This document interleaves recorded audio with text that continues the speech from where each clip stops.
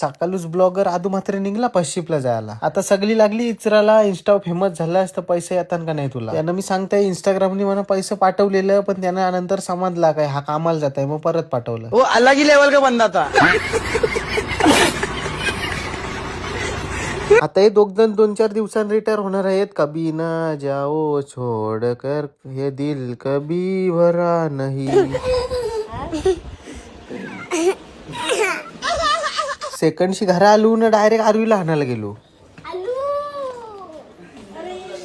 वो अलग ही लेवल का बंदा था. गडप पोलिसला बोलू कुठे चालला असले उन्हातानाचा. बोलता आयटमला भेटायला गेलो ना नेमका वापसाला घावलो. पोरीचा वापस बोलतो धमकी द्यायला लागला. आता बोलतो जा तू परत दिसलास ना तर पायापासून छातीपर्यंत फोरीन तुला. नंतर दोघं पण गेलो वडखलला. ते एसीचं काम करायचं होता तिथं बघून भेटला. कॉलेजचे पोरी सगळे तेव्हा फिदा असा वडखल गावाचा वन साइड हिरा. त्यांच्या गावांच्या पोरांना माहिती नसेल पण जिम बिमला जाता येतो तिकडे. आता फक्त अंगाची लारालर झाले. कमबॅक चालू आहे आता. उन्हाचे पाय पाका गारमा झाला. मग गेलो स्टँड वर दारू प्यायला.